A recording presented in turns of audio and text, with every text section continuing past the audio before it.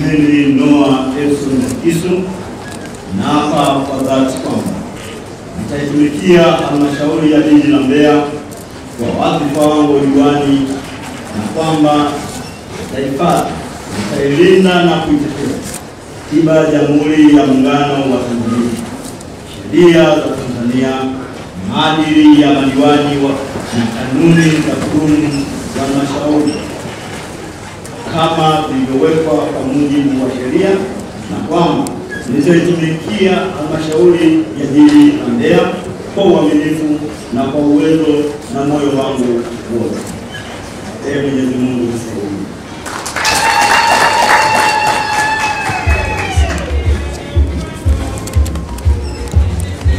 Jina langu naitwa Noah Mwakisu. Mimi ni diwani wa kata Ilomba. Hatimaye leo rasmi nimeapishwa kama diwani wa kata Ilomba. Na mshukuru Mungu, nashukuru chama changu, nashukuru wananchi wa Mbeya kwa kuniamini. Na sasa wajibu ni mmoja tu, kwenda kutekeleza yale majukumu ambayo yanapaswa hasa kwa ajili ya maendeleo ya wananchi wa Ilomba. Niombe wana Ilomba kwa ujumla, ninaomba ushirikiano wenu wa kutosha ili yale ambayo tutakubaliana sisi na kwa ajili ya maendeleo yetu sisi yaweze kutekelezwa kwa ufasaha na kwa matarajio ya haraka sana.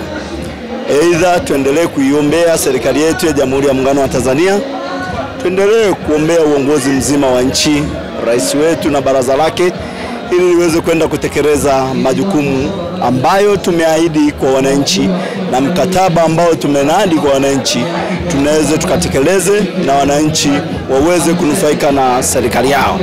Ndugu zangu wana Mbeya, kazi imeanza ya kuwatetea wana Mbeya, na sasa tunaenda kuwa imara zaidi na jiji litakaloweza kupendeza duniani zaidi. Manake michango yangu yote nitaiwasilisha kwenye baraza la madiwani na tayari kwa utekelezaji. Asanteni sana, karibuni Mbeya. Mbeya ni salama na maendeleo kwa wana Mbeya wote.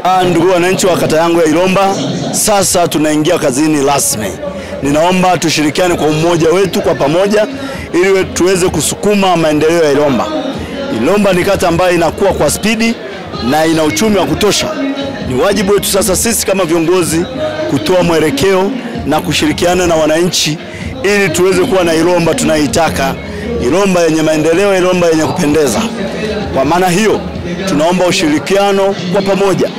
Kila mmoja yuko huru kutoa mawazo namna gani Ilomba tuende kusonga mbele. Kwa yale ambayo kuna mapungufu, lazima tuende tukayatimize ili kusudi watu watamani na wapende kuishi Ilomba. Asanteni sana ndugu zangu wana Ilomba, kazi imeanza rasmi. Sasa ndugu zangu, wale wenye viti wa mitaa wa Ilomba, mabalozi, wajumbe, wananchi wa kawaida, tushirikiane kwa pamoja ili tuweze kuijenga Ilomba iliyo imara zaidi. Asanteni sana.